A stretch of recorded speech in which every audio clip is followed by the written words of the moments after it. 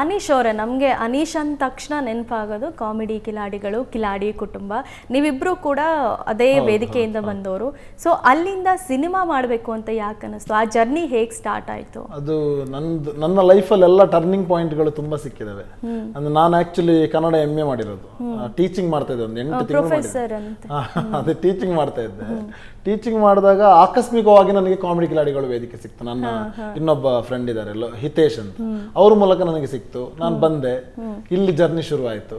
Next ನನಗೆ ಎಲ್ಲ ಹೇಳ್ತಾ ಇದ್ರು, ನಾನು ಮೊನ್ನೆನು ಯಾರ ಹತ್ರ ಹೇಳ್ತಾ ಇದ್ದೆ, ಎಲ್ಲ ಹೇಳ್ತಾ ಇದ್ರು ಫ್ರೆಂಡ್ಸ್ ಫ್ಯಾಮಿಲಿಯಲ್ಲೆಲ್ಲ, ನೀನು ಡೈರೆಕ್ಷನ್ ಮಾಡು, ನೀನು ಡೈರೆಕ್ಟರ್ ಆಗ್ಬೋದು, ಹಂಗೆ ಅಂದ್ರೆ ವಿಶ್ ಮಾಡೋದು ಅವ್ರ ಪ್ರೀತಿ.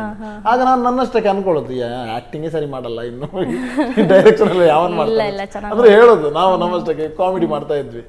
ಅದು ಆ ಕಾಮಿಡಿ ಇವತ್ತು ಇಷ್ಟು ಸೀರಿಯಸ್ ಆಗಿ ಸಿನಿಮಾನೇ ಬಂದಿದೆ ಅನ್ನೋದಕ್ಕೆ ನನಗೆ ನಂಬಕ. ಅಂದರೆ ಟರ್ನಿಂಗ್ ಪಾಯಿಂಟ್ಗಳೆಲ್ಲ ನಮಗೆ ಒಂದು ಇಂಟ್ರೆಸ್ಟ್ ಆಗೋದಕ್ಕೆ. ಫಾರ್ ಎಕ್ಸಾಂಪಲ್, ನಾನು ಒಂದು ವೇಳೆ ಕಾಮಿಡಿ ಕಿಲಾಡಿಗಳಿಗೆ ಬರ್ದೇ ಇರ್ತಿದ್ರೆ ಮೋಸ್ಟ್ಲಿ ನಾನು ಈಗಲೂ ಯಾವುದೋ ಒಂದು ಕಾಲೇಜಲ್ಲಿ ಲೆಕ್ಚರರ್ ಆಗಿಯೋ ಅಥವಾ ಬೇರೆ ಯಾವುದೋ ಒಂದು ಪ್ರೊಫೆಷನ್ನ ಕಂಟಿನ್ಯೂ ಮಾಡ್ಬೋದಿತ್ತು.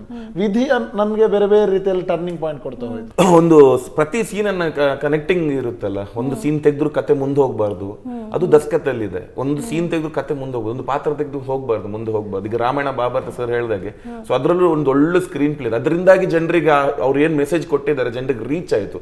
ಥ್ರಿಲ್ ಇದೆ, ಸ್ಕ್ರೀನ್ ಪ್ಲೇ ಚೆನ್ನಾಗಿದೆ, ಪಾತ್ರಗಳು ಯಾವುದು ಅನಗತ್ಯ ಅನಿಸ್ಬಾರ್ದು.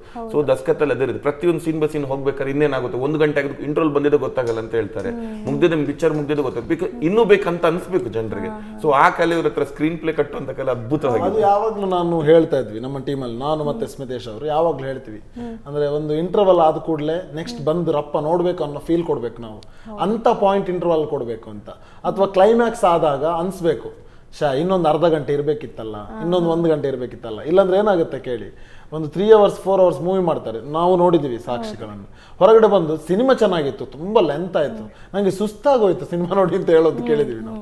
ಅಂತ ಯಾವುದು ಇಂಪ್ರೆಷನ್ ಕ್ರಿಯೇಟ್ ಮಾಡಬಾರ್ದು ನಾವು.